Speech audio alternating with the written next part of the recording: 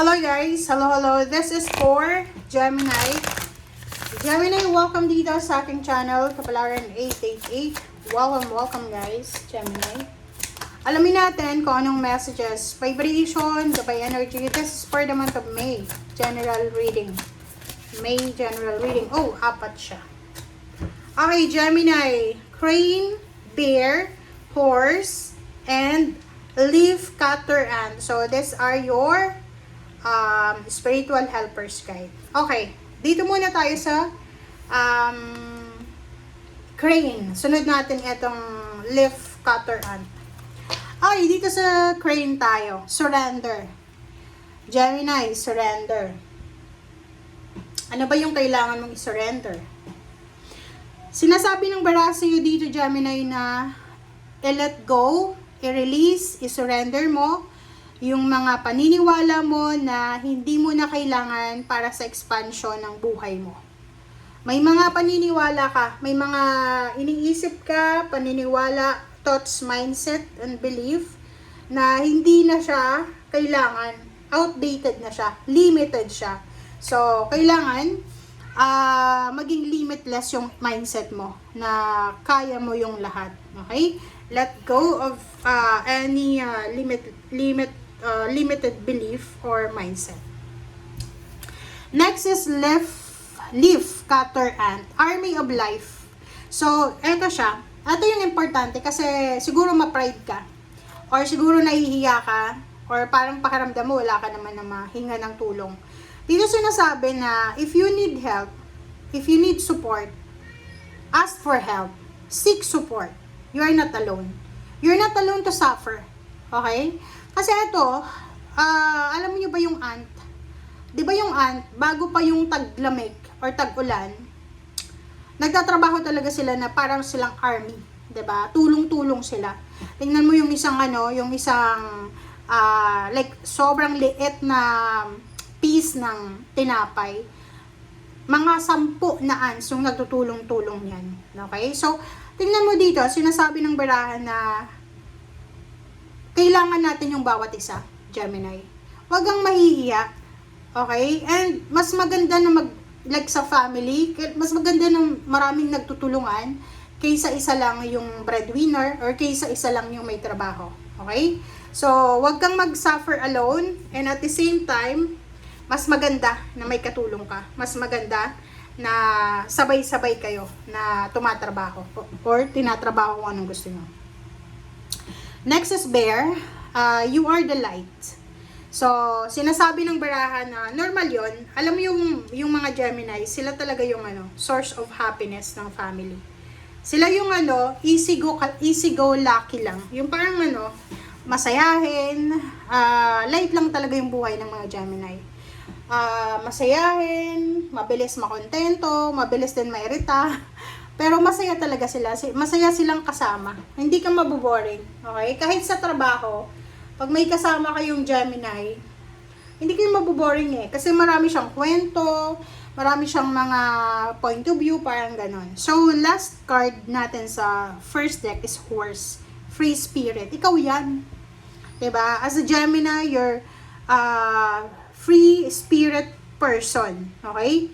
And, kailangan mo siya ngayong Mayo. Sinasabi ng barahan na give yourself the space and freedom to express your creativity. Diba? Ang ganda. Kasi talagang sa'yo yan Diba? Walang duda na Gemini yan. Na gusto mo talaga ng freedom Isa, like, yung mga iba sa inyo, kung cross-watchers kayo,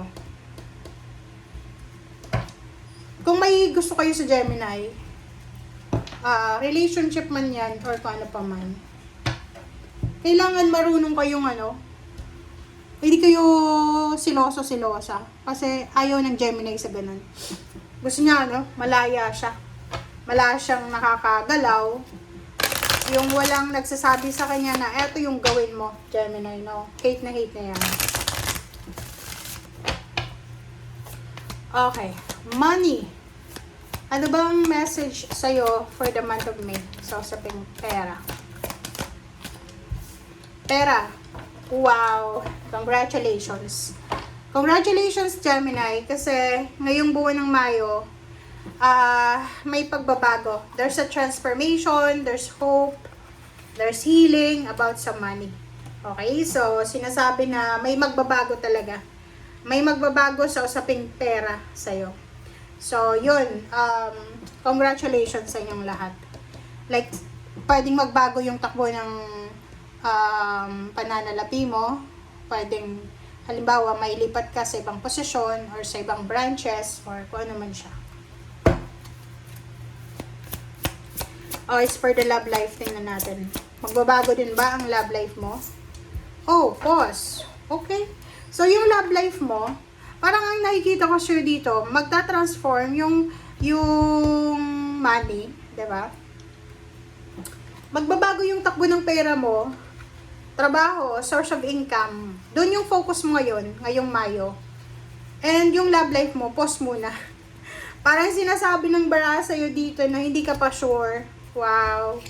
Ang galing naman. Sobrang wise ka ngayon. So, parang sinasabi sa'yo dito na ako, pakiramdam mo hindi ka pa sure, Gemini, tungkol sa decision mo sa love life. So, makakapag-desisyon ka na hindi ka muna magra-rush. And focus ka muna dito sa, sa pera. Yun yung sinasabi.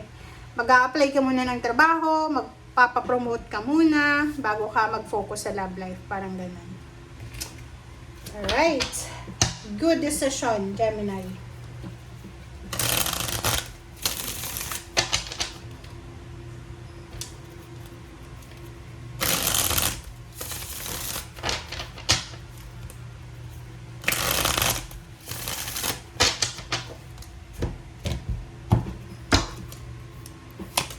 Alright, so first card natin sa last deck is 9 of Wands, Queen of Cups, 5 of Wands. Oh, may kulo, may away. Kaloka ka? Nakikita ko sa'yo dito, there's a Gemini here, na nahihirapan na siya sa pagmamanage ng kanyang emotion, and at the same time, sa kanyang pera. Yung parang mayroon ditong Gemini na hirap na siyang kalmahin ang sarili niya o yung emotion niya, and at the same time yung pera, parang ganun. 9 of Wands. Nakikita ko sa'yo dito na kung unemployed ka ngayon, are you unemployed or nag-pause ka muna sa trabaho, nag-resign ka ba? Kasi sinasabi ng bara sa'yo dito na kung pagod ka ngayon, tama na magpahinga ka, nasa tamang direction ka. Kung pagod ka, magpahinga ka. Kasi, after mong makapagpahinga, isang napakagandang opportunity, possibility sa trabaho, negosyo, whatever man na pwedeng pagkakitaan, ang papasukin mo. Na once na pinasok mo yan, kailangan mo ng strength, lakas loob, lakas ng katawan. Emotion, guys. Maging wise ka sa emotion mo ngayong buwan ng Mayo. Sinasabi ng barahan na huwag kang padadala sa negativity, toxicity ng mundo. May away gulo sa paligid mo, huwag kang magpapadala dyan. Okay? Kalma ka lang. Okay? Manatiling kalmado. Nakikita ko sa'yo dito, meron dito ang Gemini na posibleng magkakaroon ng breakup. Pwedeng maghihiwalay sila ng kanyang asawa, boyfriend, girlfriend. Mag-aaway sila ng kanyang nanay. Or pwedeng mag-aaway sila ng kanyang kaibigan. Na pwedeng maging kumbaga rason kung bakit masisira yung relationship nyo.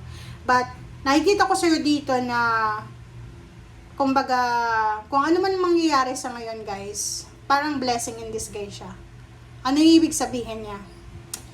Etong heartache na to, etong breakup na to na mangyayari sa buhay mo, matutulungan ka niya para maging stable and secured ka, lalo na sa pera. Kasi yung pagiging heartbroken mo, gagamitin mo siya para magtrabaho. Gagamitin mo siya para i-boost yung confidence mo. Kasi parang sasabihin mo, okay, ayaw mo na sa akin ngayon, okay, so magpapayaman ako, titingnan natin kung anong mangyayari sa ending. Parang ganun. So, para siyang blessing in disguise na lahat ng pain and heartaches mo, ang kapalit pala niyan is positive. Positive sa money, positive sa relationship, And yun nga, sabi ng baraha dito na there's incoming na possibilities, upcoming opportunity na magiging sobrang busy ka. Okay? Thank you guys. Bye!